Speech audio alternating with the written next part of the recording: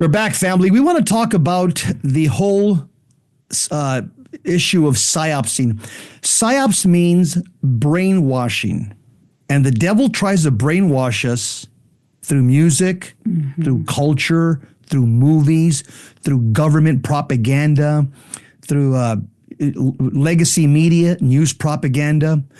And psyops has been around for a long time. I'm going to give you a classic example. All of you have heard of John Lennon from the Beatles. Okay? Yes, and I'm sure everybody's shaking their head up and down. He wrote a lot of songs, obviously, but there's one song, it's called Imagine. Now, I don't want to play it on the radio because then it's going to be in your head all day, and I don't want you to get psyops and say, Jess, you got me brainwashed because now I'm listening to Imagine all day long. So we're not going to play it, but we're going to go through the lyrics because I do have them here. This was a song that was released in 1971, and the song apparently promotes themes of peace and unity and the idea of a world without divisions, such as no religions, no countries, no borders, no possessions. You know what that sounds to me? Globalism, communism, Klaus Schwab's World Economic Forum. What's happening right now? Yeah, nobody will own anything by 2030, and everybody will be happy. So let's go through the song by John Lennon, Imagine, and I'll prove to you after this song that the devil uses music very powerfully against us. Okay, so let's start with the lyrics. Some of the lyrics. So let's start with the first 5 lyrics. It says, first 5 sentences. Imagine there's no heaven. It's easy if you try. No hell below us, above us only sky. Imagine all the people. So okay, stop there. Yeah, so my comment, John Lennon is promoting living for today. In just this the first 5 sentences, he's promoting secular humanist atheism. Imagine there's no heaven, there's no hell. He's also promoting nihilism. What does that mean? It means it promotes despair because nihilism promotes that life has no meaning, that human existence has no meaning. Nihilism rejects Christian morality and knowledge, and nihilism promotes a communist worldview. That's exact. Now the lyrics are, the song is beautiful, it's soothing, and this is how the devil puts poison in your mind by beautiful music, a beautiful, sweet voice. Well, the harmony. Everything. But the words are pure garbage, pure Satanism. What's the next paragraph of the words imagine? Let's go to the next stanza. It says, I imagine there's no countries. It isn't hard to do. Nothing to kill or die for, and no religion too. Imagine all the people living life in peace. Are you kidding? So notice John Lennon from the Beatles promoted open borders in the song. Open borders. He also promoted he also promoted a one world government in this stanza right here. He also promoted in his song Imagine a communist utopia. This is the type of society, by the way, that would usher in the Antichrist and the end of the world. So what else does John Lennon say in his third stanza in Imagine? You may say I'm a dreamer, but I'm not the only one. I hope someday you'll join us and the world will be as one.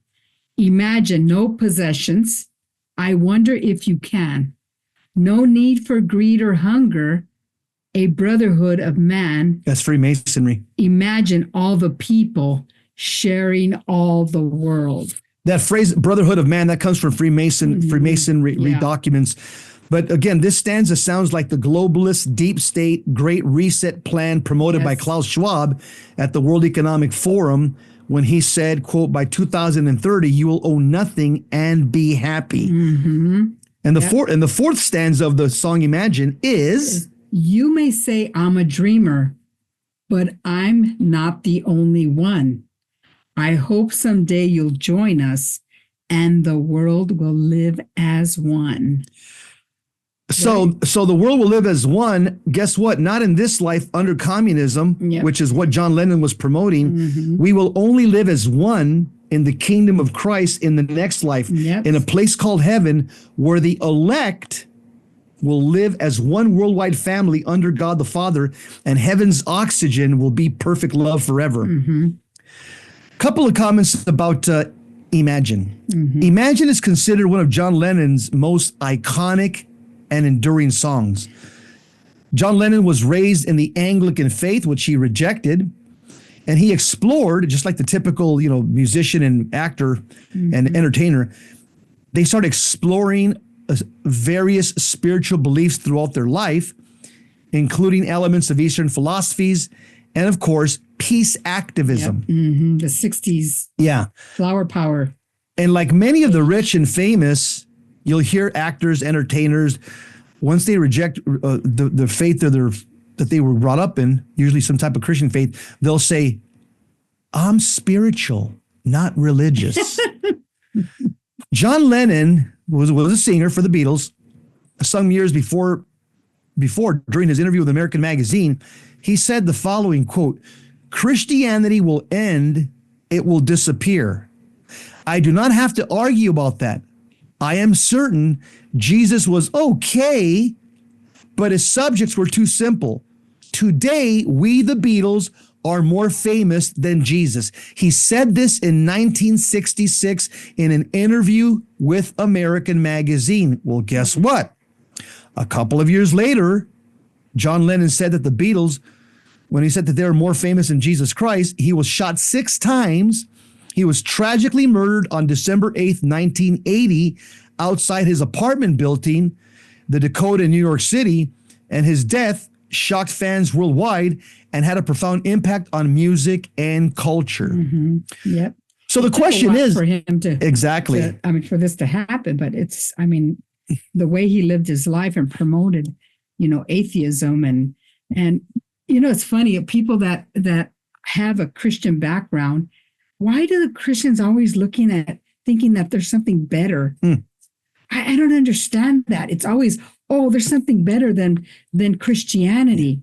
Whether you're Protestant or Catholic, and you delve into, you're willing to research Islam, you're willing to research Buddhism, Scientology, Hinduism, and everything else, or nothing at all.